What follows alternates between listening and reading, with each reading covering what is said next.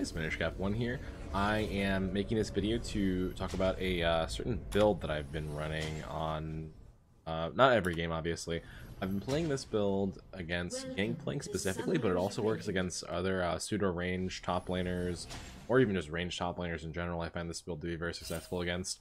But for Gangplank specifically, I've been running this build, and the build is either Shurelya's into Righteous Glory, or Righteous Glory into Shurelya's.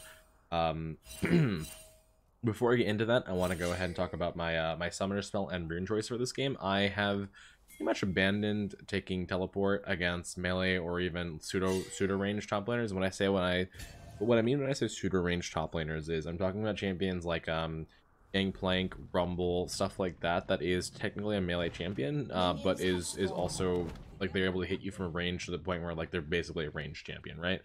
But that's what I mean when I say pseudo range. And against pure melee champions like your Jaxes, your Rivens, your Fioras, Camille's, Clads, stuff like that, against your pure like traditional melee champions, Ignite's also very good. But versus traditional range champions like Kennen and Teemo and Gnar, I have them running teleport because it's very hard to kill them even with Ignite. But against pseudo range and melee champions, I have been playing the Ignite top lane. I've been having a lot of fun and a lot of success with that. Runes this game: Summon Airy, Nimbus Cloak, Celerity, Water Walking, Minion Dematerializer, Time Warp Tonic. So it's Sorcery into Inspiration. I think that Minion Dematerializer and Time Warp Tonic, even after the nerfs, are still very viable on Singed. I wouldn't say that they are the end-all be-all. I won't say that they're the best runes for Singed in Inspiration or even as secondary, but I think that they are still very good. I think they're very viable options, even though they're nerfed now. Obviously not as strong as I'd like them to be because you can't have Dematerialize in the third wave anymore, but it's still pretty decent, and so is Time Warp Tonic, even though Time Warp Tonic no longer works as Singed Ultimate. It's good because as Singed, you spam your potions so much. So what I'm doing here is I'm just fast pushing the Gangplank in. I don't want to sit there and take too many keys from him. I'm pretty sure he has Kleptomancy this game, so I don't want to. Yeah, Kleptomancy. I don't want to take too many keys from him, just giving him free gold if I do that. So the best option I found is to push in and then just harass him that way. What I'm doing here is I'm rotating down to try and attempt to fight the Talia, because I had a ward over where she was doing Subtle Crab, and I have Ignite, so I can go for a solo kill potentially if I see the opportunity. However, she flashes and then Azir ends up finishing the kill for me. So I don't need to blow my Ignite, but I use the Ghost, and then Azir gets the kill, which is fine because I didn't use Ignite. Then I go ahead and just walk back up here and recall. I'm going to end up losing a bunch of minions for it, but to get the kill on the enemy jungler and get my Azir train rolling is really good. Okay, so let's talk more about the rune choices. Summon Airy is not the most ideal rune into Gangplank, obviously. If you're going Sorcery primary, your first thought is to go Phase Rush against Gangplank because of the slows from the barrels, and you can't hit him that much with Airy. But I would say because I have Ignite, my ability to all-in with Summon Airy is stronger than it would be with Phase Rush. And that includes going on the enemy jungler, as you saw right there, even though I did an Igniter. Your all-in damage with Summon Airy is better than your all-in damage with Phase Rush, because Phase Rush does not technically give you damage. It gives you some AP with Celerity, but it's really not enough to matter. And I'm going Water Walking this game. I'm not going Scorch, although Scorch would make sense with the all-in theory. The reason I'm not going Scorch and I'm taking Water Walking instead is because Water Walking allows you to get around this bend of the river quick enough after you push this wave in to catch the wave incoming, and allows you to just walk around here, roam mid much quicker, roam bottom much quicker. But the biggest thing is that you can see here, I'm not actually going to be able to do it this time, but I'm going to end up this game, eventually I'll push a wave in up here and then just walk around the edge here for Water Walking. There I saw Talia drop the ward, so I don't want to walk up too quickly. I'm going to start using Dematerialize on the cannons. My spread for Dematerializers is 1 on a melee minion, and then 5 Dematerializers on cannons. Right there, I want to Goofling Gangplank, because Gangplank thought he could all-in me, and he probably could have if he didn't get the Goofling, so you just want to Goofling and disengage. Always want to recognize how much damage you can take without dying in lane. And Gangplank with the Sheen, obviously, is going to hurt a lot. So you gotta be very careful for that. End up backing and buying a cloth armor here. So I'm assuming, let me check and make sure that my build order for this game was correct. Pretty sure, yeah, I player builds. Okay, so this game I did go Righteous Glory first into Shurelya's versus other champions that are very like pseudo range. Like, so say you're against a Rumble or something, and they end up having like a double or triple 80 threat mid bot and jungle or something like that, or even mid bot if they have like a Pike and Draven duel or something like that, like they have here. It's like imagine that Gangplank was a Rumble, and then they have like Pike Draven, and then their jungler would be like a instead of Talia, imagine like a Nocturne, right? In a game like that, even though I'm against a Rumble, I want to go. Let's see, I'm Shurelya's Reverie, because RG rushing versus Rumble specifically is very bad. And then I would go into Righteous Glory. But because I'm against a Gangplank, I want to get the armor items first. I want to go RG first, and then go into Shurelya's. And I'm just using materializers to kill the cannons, push the waves as quick as possible, trying to avoid the Gangplank altogether as much as I can. Break his barrel though to prevent him from all-inning me.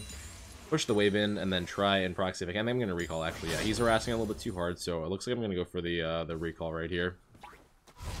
But let's talk a little bit more about the benefits of Righteous Glory running Righteous Glory and Shurelya's together. What are the benefits? So the benefits are you get 20% CDR. You're spending 2250 gold on a Shurelya's. You're spending 2700 gold on a Righteous Glory. RG is 100 gold more expensive than RG, but I would argue that the impact you get from it is a little bit higher. I usually don't like going RG, but in a lane like Gangplank where it's so very hard to solo kill him, I would say that it's very worth it. Because this build maximizes your mid-game impact on every other lane and the jungle as hard as possible. So the benefits you get are 20% CDR, 5% passive movement speed, the active from Shurelya is the active from RG, the 70% slow, the health from both items, you get 400 health from RG, 200 from Shurelya, so that's plus 600 health, and you get the, I think 300 mana from RG, and then you get the mana regen also from Shurelya's. And then you get I think you get health regen from RG and mana regen from Shurelya also. So you're getting a lot of decent stats on Sims. The items are not like anything spectacular in terms of what the stats offer, but the actives are what you want. So you're getting 20% CDR. That's probably the single best stat. 20% CDR makes Singe level 2 ultimate have an 88-second cooldown. So once you hit level 11, you have that level 2 ultimate. You have an 88-second cooldown on the ultimate. It just so happens that Shurelya's and RG share the same cooldown of 90 seconds. So whenever you are able to fight and go into combat, you end up having those three ultimate, RG and Shurelya's essentially share a cooldown, which is really good. Right here, just proxying, I catch Gangplank a little bit off guard, so ultimate trying to harass him. For some reason, Talia walks up and starts to harass me, even though she's a little bit low. I think I get out here. I'm not completely sure. I'm pretty sure I get out. Just waiting for Talia to show up, then I walk back over here. Yeah. I dodge the Talia, go back into the Gangplank. Oh, he actually, yeah, ignite him before I fling, so he gets less healing from his W, from his oranges, and then you wanna fling, but you want to ignite first just to make sure he can't heal. But with him already being that low and chasing me around behind the tower, ends up being a pretty good solo kill, all while avoiding the Talia. So I want to talk a little bit more about RG and Shurelya specifically. I was saying that they end up essentially sharing a cooldown with your ultimate. And the way you play it, and you'll see this in a bit whenever I actually start popping off with a completed RG and Shurelya's, is you pop your RG to get the engage, but the thing is, whenever your RG gets activated and the slow gets used after your movement speed buff, you lose the movement speed from RG. At that point, you use Shurelya's to kind of continue your movement speed and follow through with your engage for the second half of your combo. So the combo goes Ghost, a Ghost for 2 seconds to ramp up your movement speed, then you pop your ultimate, get Nimbus Cloak. As your Nimbus Cloak is activating, you pop RG to get an engage. Then after you RG and fling, you want to use your Shurelya's to continue your movement speed, because you lose the movement speed from your RG. And essentially what it does is you just kill like a giant like bullet meant to kill one target, and then spread as much poison as possible, and then get out. You're slippery, you're tanky, you're hard to kill. You don't have a whole lot of damage, but you're setting it up so that you have a high amount of impact with your flings. That's essentially what you're trying to do. You're trying to maximize your fling impact. Even though your damage is going to be kind of low, you have very high catch potential, you have good engage, your team fighting is good, you have your ultimate up much more often. I would not run this build versus normal melee champions, and I would not run this build versus champions in every game. I think that items like Leandries and Deadmans and Briley's are much too important. But as a last resort against a champion like Gangplank, where you just absolutely can't touch them in lane, I think this is the best option. It gives you lots of utility, not a lot of damage. It gives you utility, some damage, decent burst. But the biggest thing is it lets you roam mid and bot and just make picks. It lets you team fight by engaging. It's just really good for that.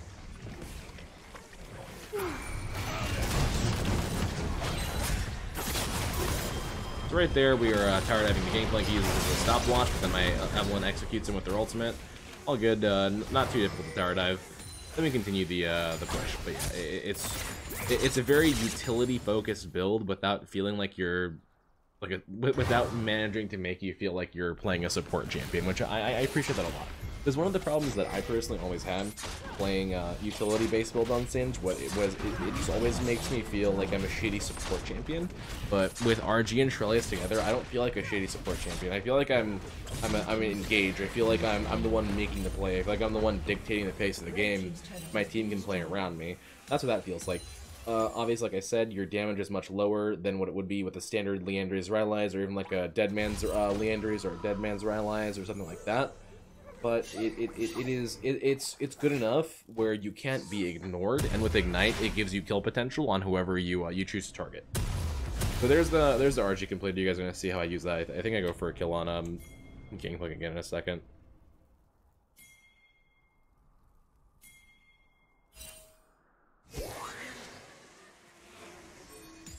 Oh, it's Draven, yeah. So what ends up happening here is this, I have my Ignite up, I have Ghost, and I have Ultimate.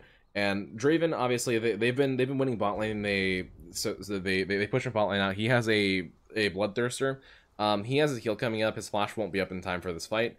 But what ends up happening is he just gets very overconfident and underestimates my damage output, because he probably looks at my inventory and sees all I have is a Righteous Glory, so he thinks to himself, yeah, he has no damage, I can kill him. He forgets the fact that I have Ignite. My Ignite right now is dealing 282 damage over 5 seconds. So I just pop RG, fling him back, Ignite, and all of a sudden, he can't do anything. He has to, he panic heals himself, I think, a little bit. No, he doesn't panic heal. He plays that, pretty disciplined, but he overextends a bit, and my ability to just be on top of him in a split second is so high. He doesn't expect this.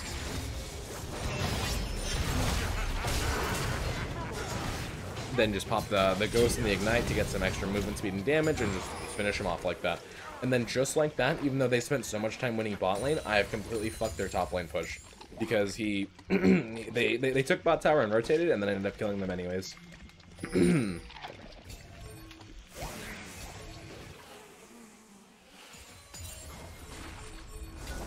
after RG, I'm going to build towards a, I'm pretty sure it's an Aether Wisp here, to go towards, Shurelya's. No, I go Tabby. Okay, so the reason I went Tabby here is because they have Gangplank, Draven, and Pyke. They have 3 physical damage champions, and Tabby works very well against Draven specifically, but the extra armor, I think, against Gangplank and Pyke is just very useful to have. Here you can see my ultimate's up in 30, and I have the RG up in, I can't see specifically, unfortunately, what the cooldown is left on there, but just right here, all I'm doing is doing some 1v2 action, trying to hold the tower. Talia ends up overextending on me really hard, and then I just fling her into my tower and kill her. I want to see specifically if I can kind of illustrate how I play the 1v1. I'm just trying to juke Pyke's grab there, his hook, and then I end up doing that successfully. As soon as Talia comes towards me, she ults under my tower. I fling her into my tower, just basically assuming that either she'll flash out or she'll be dead, one of the two. She ended up not having flash for that, so I fling her into my tower, and then she dies. We lose top turn. No, we don't actually. What ends up happening here is I wait for my ultimate cooldown, and I pop it to start regenerating some health, and then I think I RG towards them. Yeah. So my team engages over here, and then I pop my RG to try and catch. Yeah. So I go on the Pyke, fling him into my tower. Pyke gets away. I think he dies. Yeah, I chase him down and kill him here. So Evelyn kills Draven. I chase down Pyke with the CDR of Righteous Glory. I had my ultimate there available there to start regenerating my health a little bit, and have some extra tankiness to just go back into the fight where I normally would have gotten completely pushed off my tower. Obviously, RG is good at this stage of the game. I think with Shurelya's, it kind of extends the usefulness of RG quite a bit. I don't think that either of those two items skill very well into the late game, but even then, your ability to just make a pick with these two items together is so huge.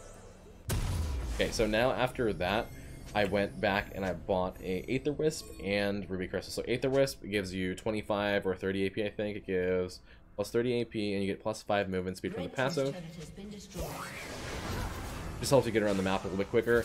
I'm playing around my ultimate cooldown here. I have ultimate coming up in 2 seconds. I have RG coming up very soon also, so I want to try and be near where my team is in order for me to make a play wherever it needs to happen. With Righteous Glory and ultimate, your catch potential is very, very high. I can demonstrate that here. So I get the W on Draven, ultimate, RG, fling him, even though he tries to kill me, he can't really do that. Fling him into my team, and then we just get the kill. Back off.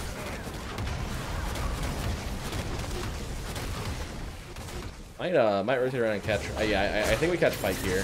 Like W Pike, fling him back into my Q, and then yeah, that's another kill right there too. I'm currently 6-0 on a rampage, which is awesome.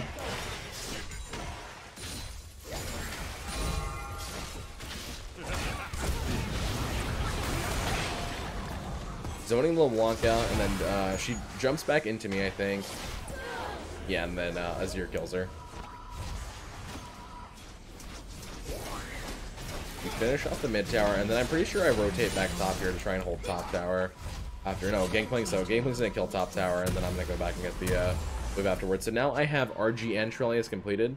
I have my plus 20% CDR, I have 600 health, 300 mana regen, health regen, 30 armor, and the actives from both of the items. So I'm pretty set it up at this point in the game. 6-0-4 with 2 very large, I guess not very large power spec items, but 2 decent power spec items that will give me a lot of movement speed to just keep making plays, forcing the pace of the game essentially to be faster and faster. So Gangplank can't farm up and try and keep up with that. I'm trying to not give Gangplank a way to get back into the game. So LeBlanc snipes Janna, and then Gangplank snipes Azir, and then I'm pretty sure I'm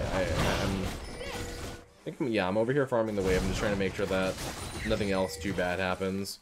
Looks like they want to go for the fight.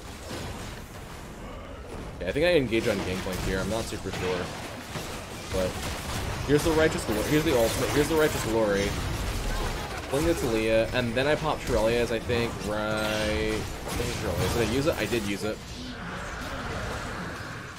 So just basically chase down Talia and kill her. We get the dragon. Where was Shurelya's used? I'm curious. Did I might have messed it up in this fight. Yeah, so I actually messed it up this fight. I popped Shurelya's first, and then I popped RG. That's not the order you want to do it in. I think I did it incorrectly. I think I had the items in the incorrect order on my keyboard. But what you're supposed to do is RG first, get the RG slow, and then use Shurelya's to extend the movement speed duration that you get from it. But I played it incorrectly that fight. It still ended up working out because Evelyn kind of made up for my mistake, and then I ended up being able to chase down Talia and kill her. The rest of this game, I think I am pretty much pressuring Gangplank to where he can't get fed and farmed up. For the bot tower here. Yeah, and that's one of the cool things about Shurelya's RG is the 20% CDR gives your ultimate an 88-second cooldown, and these 2 items have a 90, so you can see that right there, 88 seconds, and then these 2 items have a 90-second cooldown each. So pretty much every time you have one up, you have the other 2 up, which is very, very useful.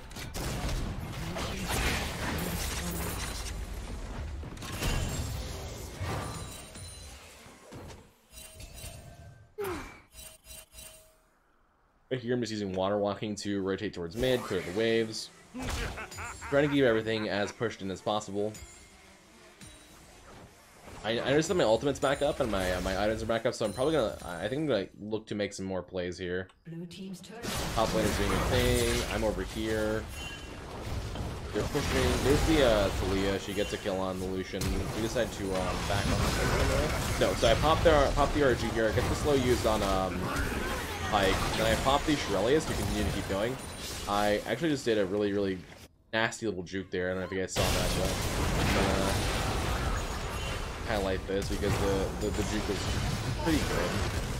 The movement speed from Shurelya is all good. So there's the RG used on Pike. As soon as I see that, I pop the Shurelya's to keep going with movement speed. Fling Draven. He chased me through poison for a while. I juke over here really hard. He gets killed by a combination of poison and Azir. Is pretty good, and then I pop the Mastery 6 to make sure that they know who they're dealing with. Yeah, so you're pretty slippery. Your ability to run in and get a fling is quite high. With any other build, I probably wouldn't have been able to catch the Draven there because my team had gotten picked. but because I had this build, I was able to get in there. Even though I have low damage output, I was able to fling him. After these 2 items are completed, I went for a Rylai's Crystal Scepter here, because obviously Rylai's is just, it's a good Singe item in general. The more I've been playing this patch, the less I've kind of been thinking that Rylai's is a really good option. First item in every situation, especially versus champions like Gangplank, where Rylai's first just doesn't really do anything for you. Item combination like RG and Shurelya's are really good for you. Shurelya's in itself is much cheaper than Rylai's. RG is 100 gold more expensive, but I think versus Gangplank it's kind of a necessity, because with Rylai's, like, there's just no chance to catch him. He kites you way too hard. At least a good Gangplank will kite you way too hard, making it impossible for your RG to have, or sorry, for your Rylai's to have any impact. Here, my items, my ultimate are up again. I'm just running around looking to make a pick. All I'm doing is rotating in between top and mid and wherever I need to go, clearing vision, getting scuttle crabs, helping my team set up picks. I notice Pike walking up towards us here. Use RG, W him so he can't run away, fling him back into the goo, and then he's killed. Don't even need to use my ultimate there. I can save the ultimate and the Shurelya's cooldowns, but the slow from RG can run the slow from my W, flinging him back into the slow, and then all that with the grounding is just really high catch potential. I see right there that Gangplank is overextended. Not even overextended. He was in a mostly safe position, but I popped ultimate and Shurelya's, and I was able to just dash at him so quickly that he can't even react. He had flash up there, and he just couldn't do anything because I came at him so quickly. So as Gangplank, how do you react to this? You see Singe and you think to yourself, usually, you know, you're able to respond to this. But I'm looking at it from his perspective. I get the W on him, and as soon as the W's on him, he's dead. So here's the W, and as a W, I'm Shurelyaing into him, and he's gone. Like there's not much he can do. Because my ability to engage is just so much better than what it normally would be with a standard build, that they have to play around that, and they're realizing that now, that my engage is crazy. So we stop and we turn on Baron, because most of them are dead. We get the kill on this block, go on to Draven ult, and just finish off the Baron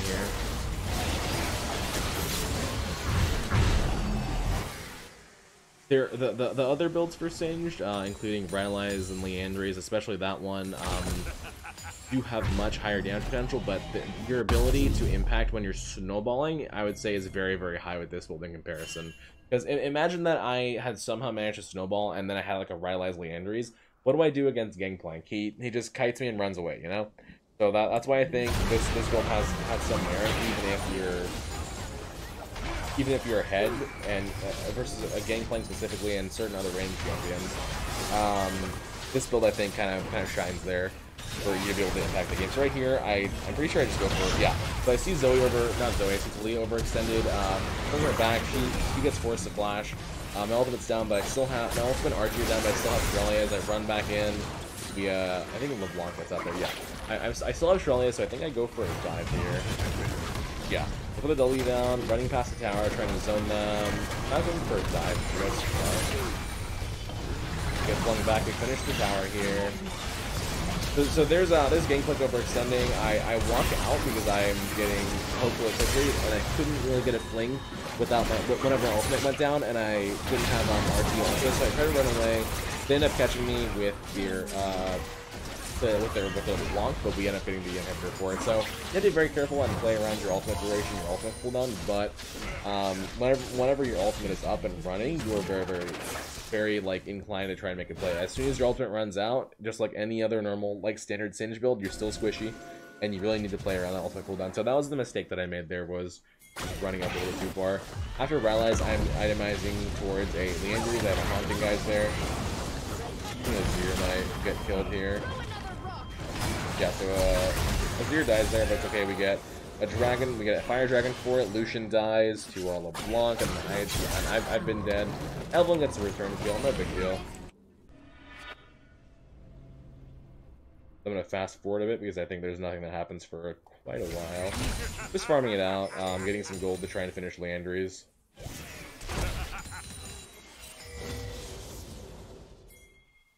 So here, again, I'm attempting to make a pick, and just looking towards the enemy team and seeing if there's anywhere that I can go to make a pick. I'm going to pause this really quickly and change the interface because it's kind of annoying me. Have the HUD scale so high. Try that. Looks a bit better, right?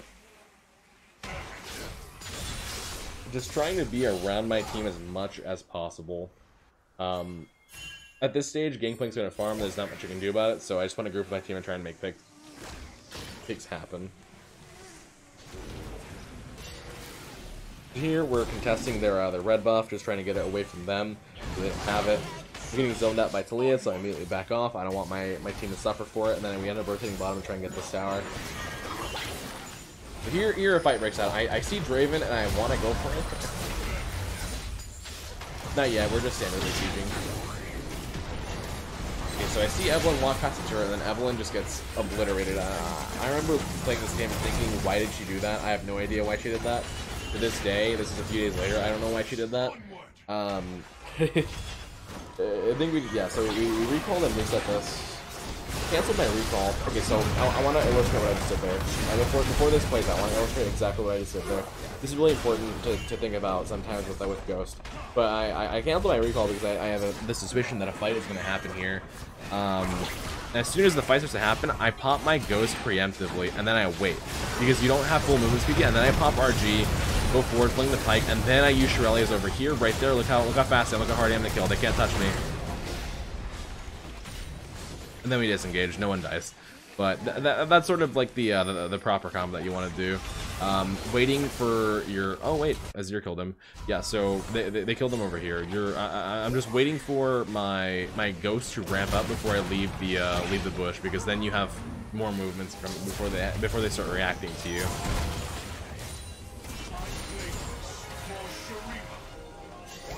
This game was played at 110 LP in Master NA, by the way. In case you guys are wondering, I'll probably throw that in the description or something after this video is being recorded. Ouch. Shut down. Okay, something else happens over here, I think. No, everybody dies. Alright, I'm gonna fast forward a little bit.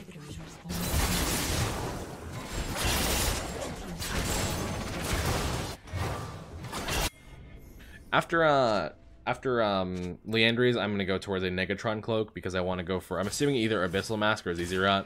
I usually wouldn't recommend Zezerat, but if you absolutely need mixed resistances, Zezerat's probably the best way to go. But I'm assuming I was going for Abyssal Mask here. I don't remember exactly what I built. Okay, so here LeBlanc walks up, she gets chunked. Pike is walking up, trying to threaten. He pulls me, so I pop the RG and slow him. I get CC'd really hard, so we just disengage, I think. Yeah, we disengage.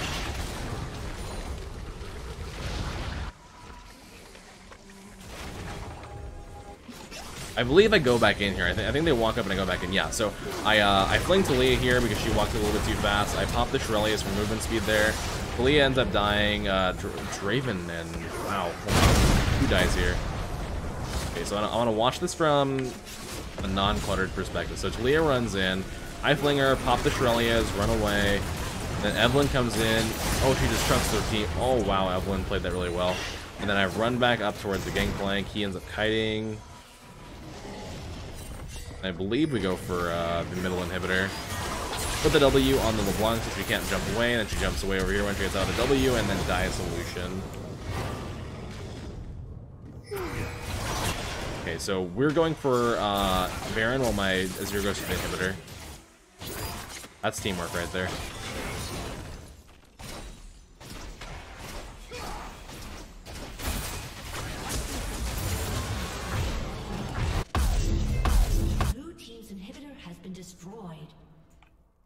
So here, what you want to do whenever you have Baron and you're getting ready to end the game, you want to push the side lanes and then group with your team, whatever lane is the easiest to push. In this case, it would be bot lane or top lane. Because you already have the mid lane inhibitor. I'm pinging assistance to them to help push bot lane, because bot lane is the best lane to push right now. No point in going top lane. Gangplank's not going to split. If he splits, we just end the game.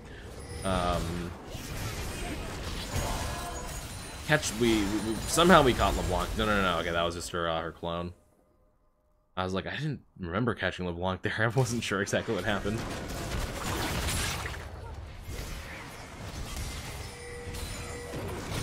So right there, the RG into the fling, pop the Shurelya's here, and then just run through their entire team just like this. That's the perfect example I wanted to show you guys. It took the whole replay to show you guys, but that's the perfect example of how to split with that catch. The initial catch is kind of short range, so it's not the best illustration, but pop the RG, and then you pop Shurelya's after RG. You spread your poison as much as you can with all the movement speed that you've gotten, and then you just cause huge amounts of disruption, make them want to hit you, and if they don't hit you, they die, and if they hit you, then they're not hitting your back line, because you've already picked one important target of their team, throw them in your team, that person's assumably dead, presumably, not assumably, and then, yeah, we just ended the game after that. So, this is, I guess to summarize this, it is a low-cost, high-impact, but low-damage build. If you are behind, do not build this build, because this build is shit if you're behind. You want this build if you're snowballing, because when you're snowballing, it lets you just push your lead that much harder and that much further. And I would only really, like me personally, I really only build this build versus Gangplank and certain other ranged matchups, like sometimes Gnar, but even Deadman's Flight might be better versus Gnar, because the more health and armor that you get from the item compared to RG. But Gangplank specifically, the CDR is very good against him to have your ultimate up as much as possible to just keep forcing fights. And these two items help you force fights very, very hard. So if you're against a Gangplank and you're not sure what to do, try the RG and Shurelya's, and see if that helps you. So I hope you guys enjoyed this video, and I'll catch you in the next one. Thanks, guys.